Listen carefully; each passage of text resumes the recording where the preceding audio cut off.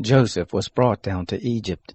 Potiphar, an officer of Pharaoh's, the captain of the guard, an Egyptian, bought him from the hand of the Ishmaelites that had brought him down there.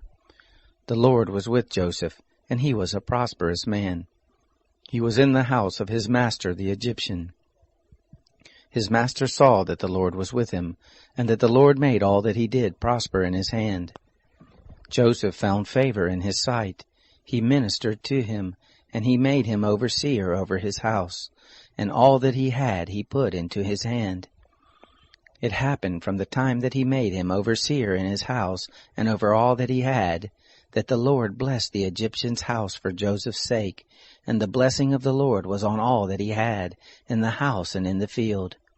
He left all that he had in Joseph's hand. He didn't concern himself with anything except for the food which he ate. Joseph was well built and handsome. It happened after these things that his master's wife cast her eyes on Joseph, and she said, "Lie with me." But he refused and said to his master's wife, "Behold, my master doesn't know what is with me in the house, and he has put all that he has into my hand. He isn't greater in this house than I, neither has he kept back anything from me but you, because you are his wife. How then can I do this great wickedness and sin against God?"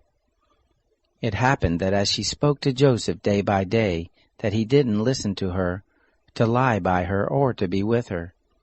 It happened about this time that he went into the house to do his work, and there were none of the men of the house inside.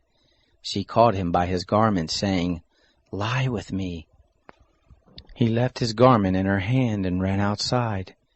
It happened, when she saw that he had left his garment in her hand and had run outside, that she called to the men of her house, and spoke to them, saying, "Behold, he has brought in a Hebrew to us to mock us.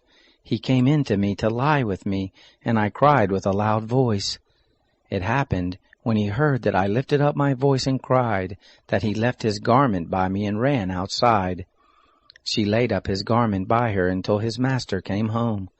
She spoke to him according to these words, saying, "The Hebrew servant whom you have brought to us came in to me to mock me, and it happened as I lifted up my voice and cried, that he left his garment by me and ran outside."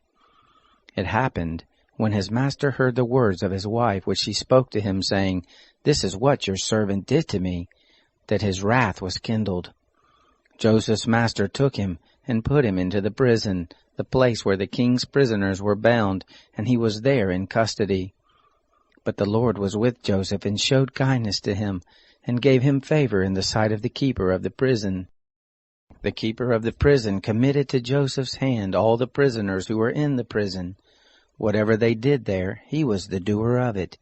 The keeper of the prison didn't look after anything that was under his hand, because the Lord was with him, and that which he did, the Lord made it prosper.